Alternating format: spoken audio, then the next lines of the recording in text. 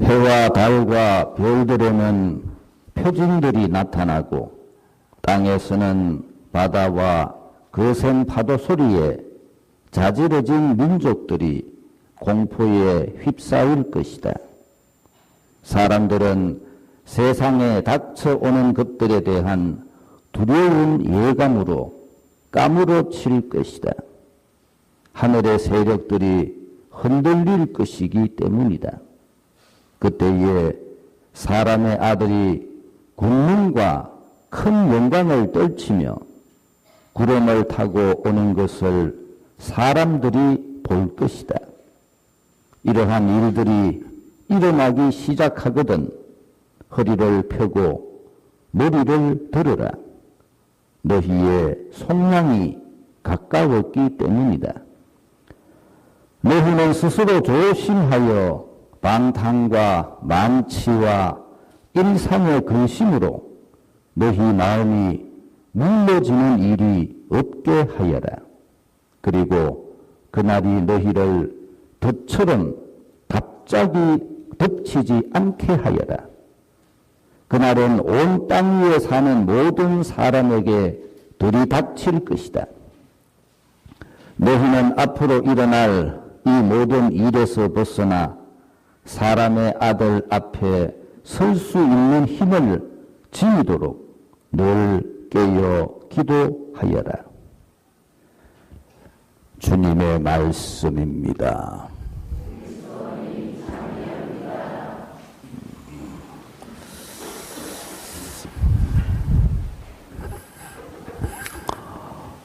지난주에 성경 시험 봤었죠?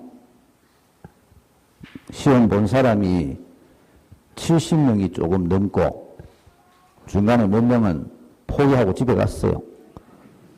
그런데 채점 있는 시험 보고 다 해가 채점 있는 종이가 66장 채점했어요.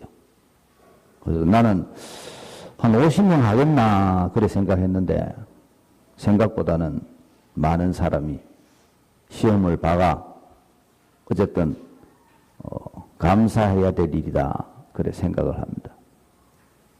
성적도 무슨 나쁜 건 아니었어요. 영 빵점 이런 것도 있긴 있었는데 빵점은 아니고 뭐 10점 이래 되는 사람도 있긴 있었는데 그거는 몇 명 안 되고 그래도 대부분은 조금은 뭐 한 30번 정도는 읽어봤겠더라. 30번 정도는. 근데 글을 읽으면 안 되거든. 30번 정도 읽으면 50점 정도밖에 안 돼요. 만점 물락하면 꿈에 나타나야 돼.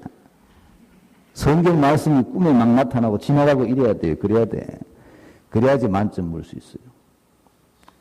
90점 이상 문 사람이 4명이라 4명. 그 주부에 났죠? 그 4명은 90점 이상 묻는데 그 사람들은 안 틀리도 될 걸 틀렸어요. 시험지를 보니까.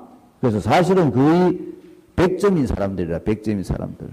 너무 깊이 생각해가 틀리고 또 뭐 조금 착각해가 틀리고 이런 상태다. 그래서 그 사람들은 충분히 성경을 다 외울 정도로 그렇게 봤다. 그런 생각을 합니다. 어쨌든 간에 많이 참석해 주셔서 감사드리고 내년에 할 때는 더 열심히 하도록 그렇게 합시다. 내가 가만히 생각해 보니까 작년에 마르코 복음을 했잖아요. 그런데 마르코 복음을 OX로 해가 좀 엉터리로 공부를 했어요.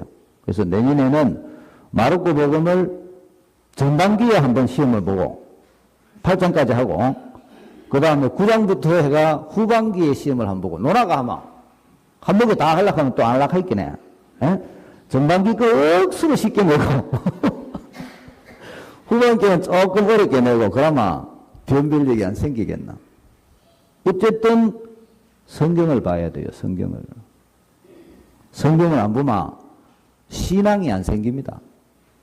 아까 누가 고백소에서 제가 신앙이 없습니다. 어떻게 하면 신앙을 키울 수 있습니까? 내한테 그런 질문을 하던데 내가 뭐라 했겠어요? 성경을 보이소. 성경을 보고 예수님 가르쳐 주신 대로 하면 신앙이 생깁니다.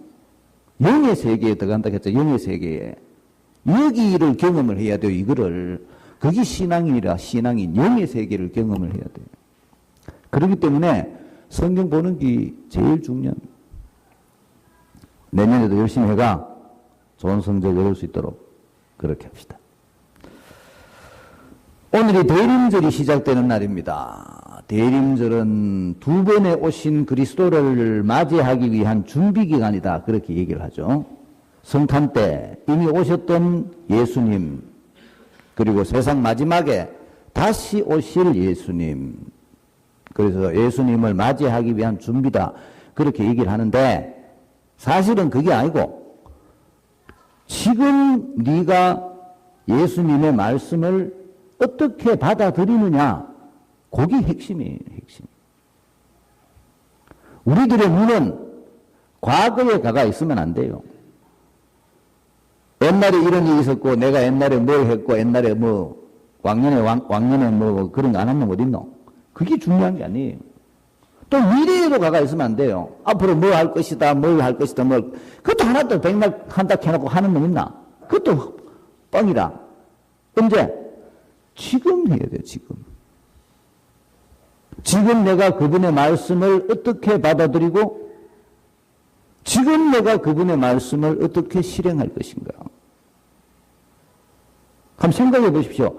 내가 20년, 30년 성당에 다녔는데, 미사 참석하는 거 말고 예수님의 말씀을 한 번이라도 진지하게 마음으로 받아들이고 그거를 마음으로 받아들이기 위해서 고민해 본 적이 있는가? 그거를 생각을 해봐야 돼요. 예수님께서 이런 말씀을 하셨는데 이 말씀이 나에게 무엇을 말씀하시는 것인가? 그거를 내가 한 번이라도 진지하게 고민해 봤으면 그 사람은 성탄을 경험한 사람이라.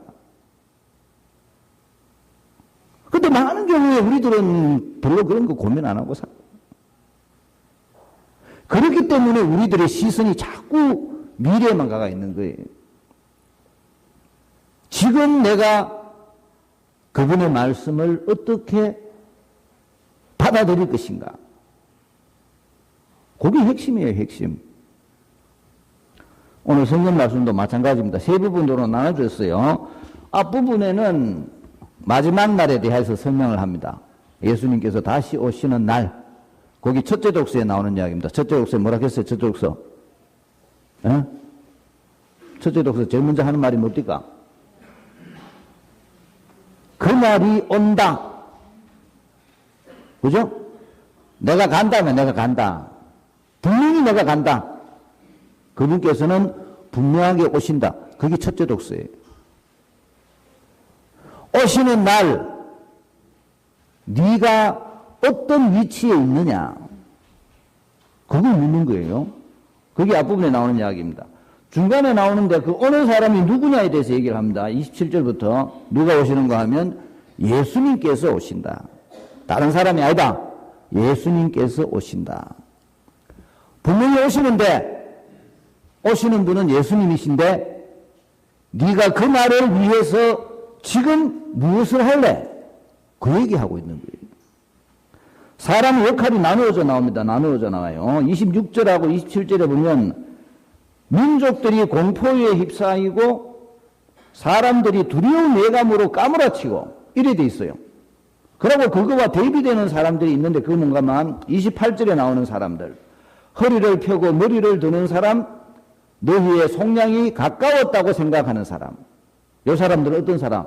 27절, 28절에 있는 사람들은 이 사람들은 예수님의 말씀을 듣고 행한 사람들. 예수님의 말씀을 듣고 행하는 것으로 인해서 세상으로부터 어려움을 겪었던 사람들. 세상으로부터 미움을 받았던 사람들. 그래서 그 사람들이 허리를 구부리고 머리를 숙이고 있었다는 거예요. 그런데 이제 세상이 바뀌가 예수님이 오시니 머리를 들고 허리를 펴라. 너의 시대가 왔다 이 소리는 너의 시대. 그거를 잘 해야 된다. 그 얘기가 34절에 나오는 이야기입니다. 이렇게 얘기를 합니다. 방탕과 만취와 일상의 근심으로 너희 마음이 눌러지는 일이 없게 하여라. 방탕, 만취, 인상의 근심. 이 뭐예요? 죄진 거 있어요?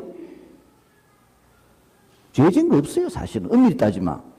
그런데 뭐가 문제란 말이고? 세상 일에만 신경 쓰다가 네가 하느님의 일을 안 했다는 거예요. 우리 스트레스 받으면 한 잔 먹잖아. 그럼 뭐 나쁜 건 있나? 비애를 좀 몰라도. 그런 개념이에요. 문제는 네가 네 스트레스 받는 것만 생각하고 하느님께서 네한테 맡겨주신 일을 할 생각은 안 했다는 거예요. 일상의 근심도 마찬가지라. 일상의 근심, 빨래해야 되는데, 전세값 줘야 되는데, 전기료 내야 되는데, 밥 해야 되는데, 일상의 근심. 네가 세상 사는 것만 생각하고 하느님의 사람으로서 해야 될 일을 생각하지 않았다는 거예요.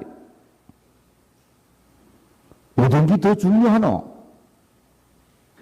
하느님의 일을 하는 게 더 중요한 거냐? 일상의 근심에 파묻혀서 사는 게 더 중요한 것이냐? 거기에 대해서 네가 어떻게 대답하냐? 그거를 묻는 거예요. 제일 마지막에 이런 얘기를 합니다. 사람의 아들 앞에 설 수 있는 힘을 지니도록 늘 깨어 기도하여라. 늘 깨어 기도하여라. 이 말이 뭔 말이에요? 항상 예수님 말씀을 잘 듣고 그거를 실행하면서 살아라. 그 얘기예요. 그 얘기. 요거를 할 수 있는 방법이 나오는데 거기 두째 독서 있습니다. 두째 독서. 두째 독서 한번 보십시오. 굉장히 중요한 얘기를 합니다. 여러분이 서로 지니고 있는 사랑과 여러분들 속에 사랑이 있어야 돼요. 사랑이 없으면 그건 신앙인이 아니라 여러분 속에 있는 사랑. 두 번째는 다른 모든 사람을 향한 사랑. 이게 뭔가 하면 세상 사람들을 위한 사랑이에요. 세상 사람들을 위한. 네가 세상 사람들에게 하느님의 사랑을 보여줘야 된다는 거예요. 그게 모든 사람들을 위한 사랑. 여기 더 잘하고 충만해져서 언제까지? 그분께서 오시는 날까지. 그래서 그분이 오시면 내가 이렇게 살았습니다 라고 자랑할 수 있어야 된다. 밑에 또 얘기하시죠. 끝으로 41절에 이렇게 얘기합니다.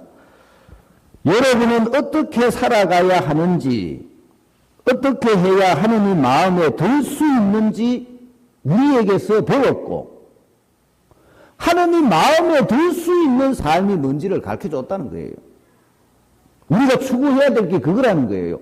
하느님 마음에 들 수 있는 삶. 한번 생각해 보십시오. 우리가 하느님 보고 뭐 해달라 소리 얼마나 많이 합니까? 하나님한테 청하는 게 그리 많은데 내가 하느님을 위해서 뭘 할까? 이런 거 혹시 해보셨어요? 그 차이점이라는 거예요. 그 차이점. 와, 하느님은 항상 내한테 해주기만 해줘야 되는데 내가 하느님을 위해서 뭘 하면 안 되나? 키우잖아. 새끼가 매일 집에 와서 엄마 이거다 저거다 이카마 엄마가 어떻게 했어요? 바로 팍 잡았으면 쉽지.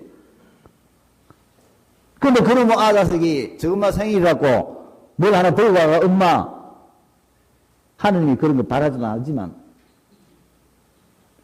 그게 신앙인이 가지고 있어야 될 근본적인 자세라는 거예요.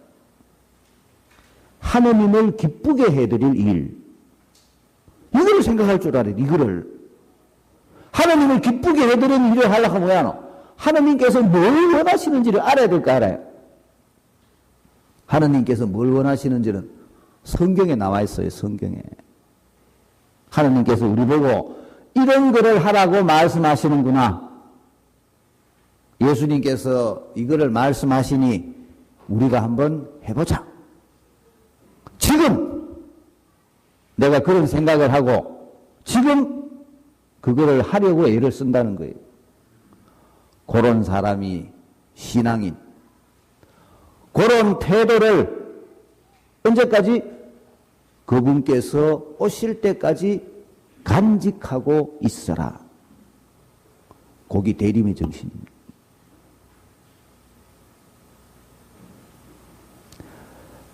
미사 오는 게 영화 구경 가는 건 아니죠. 차이점 뭐예요? 영화 구경 가는 거하고 미사 오는 거하고 차이점 없어.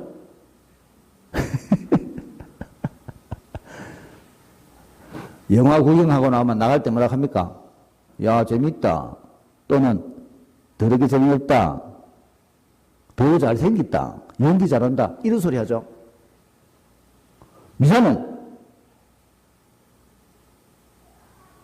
예수님께서 오늘 나에게 이런 말씀을 하시는구나.